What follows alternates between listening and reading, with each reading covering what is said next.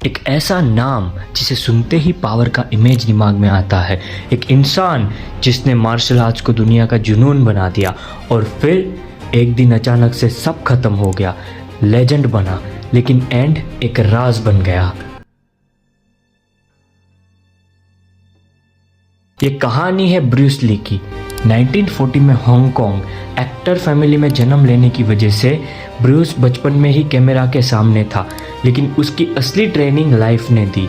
Teen age तक पहुंचते पहुंचते वो स्ट्रीट गैंग फाइट्स में फंस गया। तब उसकी ज़िंदगी का सबसे बड़ा टर्निंग पॉइंट आया विंग चुन की ट्रेनिंग लेजेंडरी गुरु आईपी मैन के अंदर।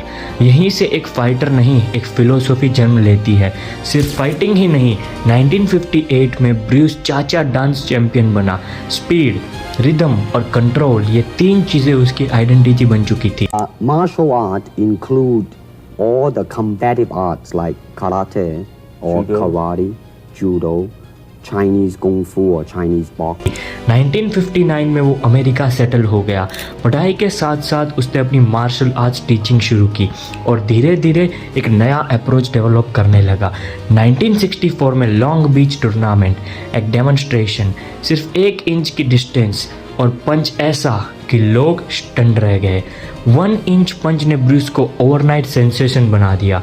उसी साल उसने लिंडा एमरी से शादी की और ऑकलैंड में अपना जून फैन कुंग फू स्कूल खोला। 1967 में एक और रिवॉल्यूशन आया। ब्रूस ने जीत कुन को डेवलप किया। नो स्टाइल एज स्टाइल, कोई रिजिड रूल नहीं, सिर्फ effectiveness. TV show long street में उसकी अपीयरेंस ने हॉलीवुड का अटेंशन खींच लिया।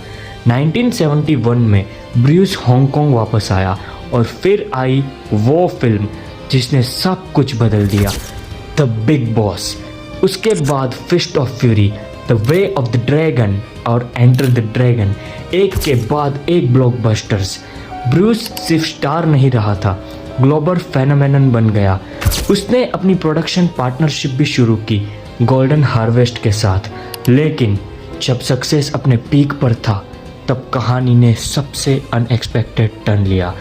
1973 में ब्रूस ली सिर्फ 32 साल की उम्र में अचानक से तबीयत खराब हो गई, ब्रेन एडेमा, और दुनिया का सबसे तेज फाइटर हमेशा के लिए खामोश हो गया। आज भी ब्रूस ली सिर्फ एक मार्शल आर्टिस्ट नहीं, एक आइडियोलॉजी है। एडप्ट करो, इवॉल्व करो और अपनी लिमिट्स तोड़ दो। लेजेंड खत्म नहीं हुआ, बस कहानी अधूरी रह गई।